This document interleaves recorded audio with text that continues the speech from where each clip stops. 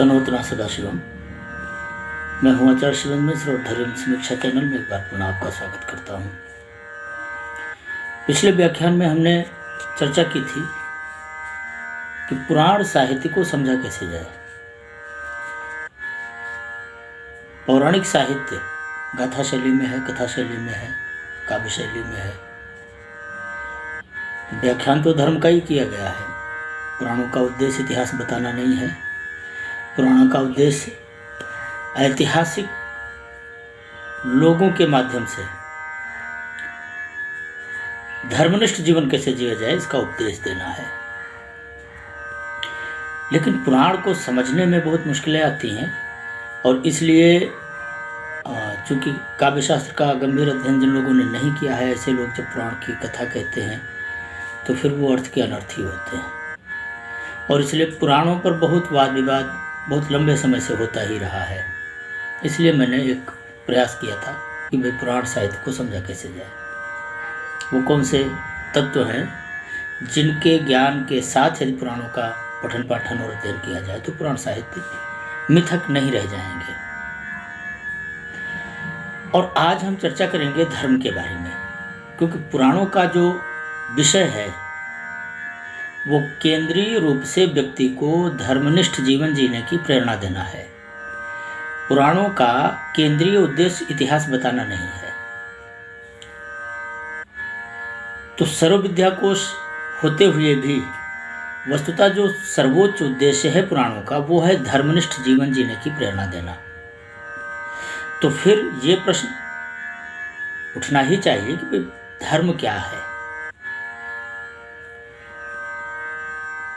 तो धर्म शब्द ध्रय धारणे धातु में मन प्रत्यय लगाने से धर्म शब्द सिद्ध होता है। और कोश में धर्म का जो केंद्रीय अर्थ है, धातुगत अर्थ, वो है धारण करने वाला या फिर धारण करने के योग्य। और यौगिक शब्द होने के नाते यौगिक शब्दों का अर्थ संदर्भ के आधार पर परिवर्तित हो जाता है, बदल जाता है, लेकिन कुछ सीमा तो होती है कि एक शब्द के कितने अर्थ हो सकते हैं। तो उसकी धातु के आधार पर कोश में धर्म शब्द का अर्थ गुण, स्वभाव, कर्तव्य, निष्ठा और संवैधानिक व्यवस्था, प्रायः इन 5 अर्थों में धर्म शब्द का प्रयोग पूरे सनातन साहित्य में हुआ है, पूरे संस्कृत साहित्य में हुआ है। चूँकि धर्म यौगिक शब्द है इसलिए रूढ़ अर्थ इसका लिया नहीं जा सकता। संदर्भ के आधार पर धर्म शब्द का अर्थ परिवर्तित होता है। जैसे जब आयुर्वेद के संदर्भ में कहेंगे तो किसी औषधि का धर्म क्या है, तर्कशास्त्र के पदार्थ विज्ञान के आधार पर कहेंगे तो जल का धर्म क्या है, वायु का धर्म क्या है, तो जो वायु का गुण है, जो वायु का धर्म है, जो जल का गुण है वही जल का धर्म है। तो इस तरह धर्म शब्द के कई अर्थ हैं, लेकिन जो केंद्रीय अर्थ है एक होता है पारिभाषिक अर्थ। किसी भी शब्द का जो पारिभाषिक अर्थ होता है, अगर उसकी निगाह से देखें तो धर्म शब्द का अर्थ है मानवीय सद्गुण, और दूसरा उसका संयोजी अर्थ है कर्तव्य विचार। तो इस तरह धर्म 2 भागों में बढ़ जाता है। एक तो सहज धर्म जो मनुष्यों पर समान रूप से लागू होते हैं, और दूसरे विशिष्ट धर्म जो देश काल परिस्थिति और पात्र के आधार पर निर्धारित होते हैं। वो बदलते रहते हैं। एक ही काल में एक ही पात्र पर एक से अधिक धर्मों का भी आरोप होता है। तो धर्म एक देशीय संवैधानिक व्यवस्था का नाम है, जिसमें विधि निषेध आता है, कर्तव्य आता है। मनु का जो धर्मशास्त्र है उसका जो केंद्रीय लक्ष्य है वो संवैधानिक व्यवस्था है। लेकिन जो सहज धर्म है उसी को शास्त्रों ने सनातन धर्म कहा है। सहज धर्म को ही शास्त्रों ने सनातन धर्म कहा है। तो देखिए, सनातन धर्म में और धर्म में भी एक बड़ा गंभीर अंतर है, बड़ा विशिष्ट अंतर है। इस अंतर को समझने के लिए आपको सनातन धर्म समझना पड़ेगा कि भाई सनातन धर्म क्या है। तो सनातन शब्द का जो अर्थ है वो है नित्य। नित्य का मतलब अनित्य तत्व प्रकृति है। प्रकृति का कभी निर्माण होता है तो उसका कभी विनाश भी होता है।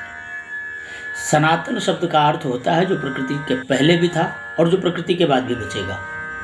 तो स्वाभाविक सी बात है, प्रकृति धर्म के अंतर्गत आती है, धर्म प्रकृति के अंतर्गत नहीं आता।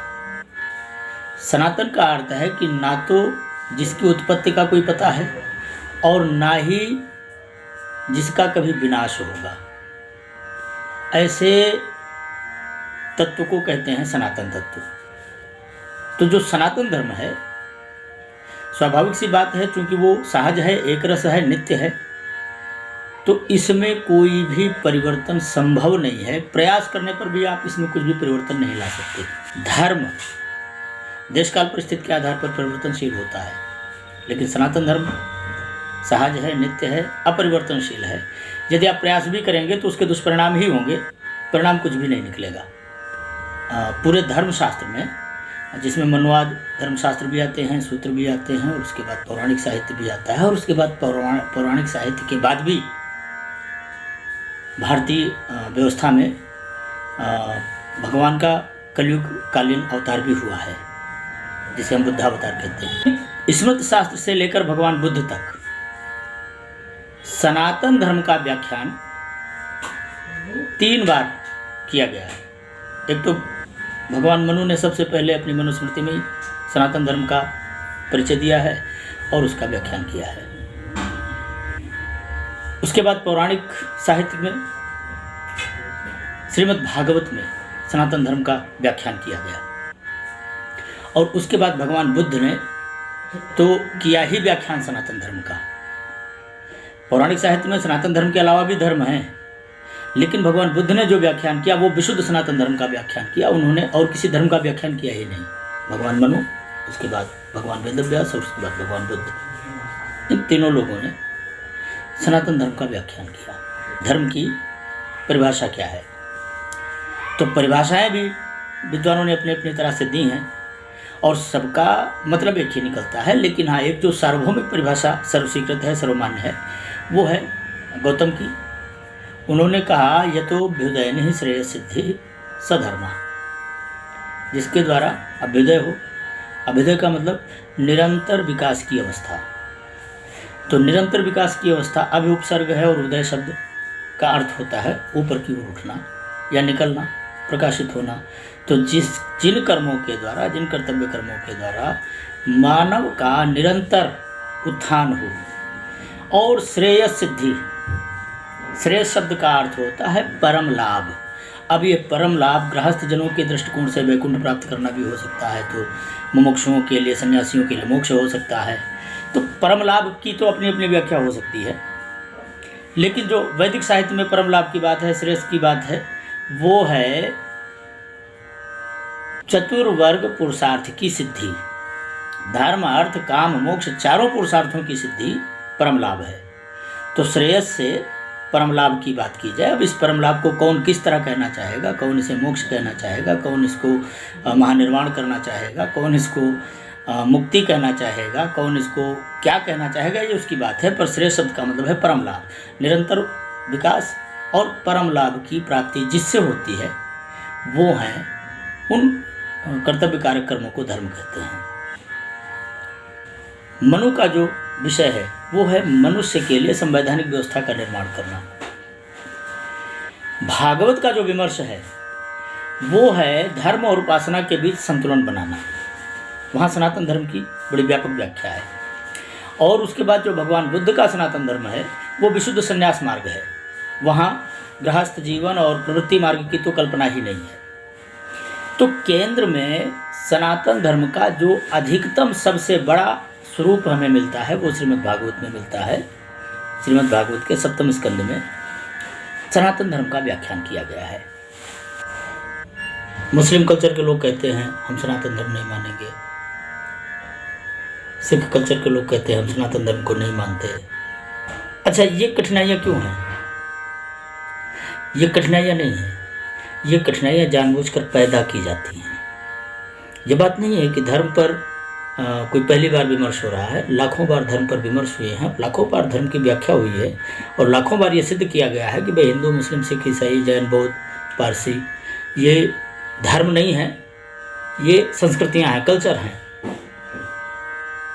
और फिर जो हिंदू समाज में भी शैव, वैष्णव, शाक्त, सौर, गणपत्य आदि जो उपभेद हैं, ये भी धर्म नहीं है, ये संप्रदाय हैं, पंथ हैं, मार्ग हैं, उपासना पद्धति के आधार पर इनका निर्माण हुआ है। लेकिन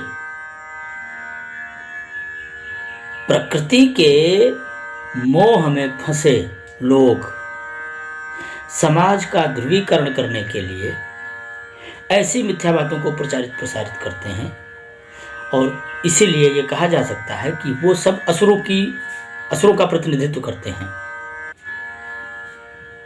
सनातन धर्म एक ऐसी विशाल परिकल्पना है हमारे ऋषियों की, हमारे वैदिक ऋषियों की। इस विश्व की कोई भी संस्कृति, कोई भी देश, कोई भी मान्यता, कोई भी परंपरा सनातन धर्म का अतिक्रमण कैसे कर सकती है, जो संभव नहीं है, जो हो ही नहीं सकता। अब देखिए, हमारे ऋषियों का सामर्थ्य देखिए, उनका आत्मविश्वास देखिए, उनकी जो निष्पक्षता है मानव मात्र के प्रति, उसके प्रति जो उनकी सहज निष्ठा है, उसका प्रमाण देखिए। उन्होंने कहा जो यहां नहीं है वो कहीं नहीं है, जो वैदिक चिंतन में नहीं है, पौराणिक चिंतन में नहीं है, वो विश्व में कहीं हो ही कैसे सकता है।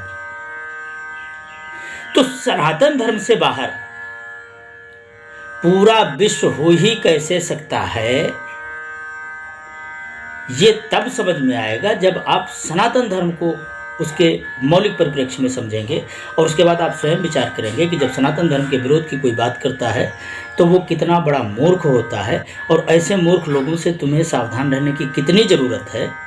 इसके लिए आप हमारा अगला व्याख्यान सनातन धर्म का जरूर देखें। तब तक के लिए आप सभी को शुभकामना। तनोतना सदाशिव।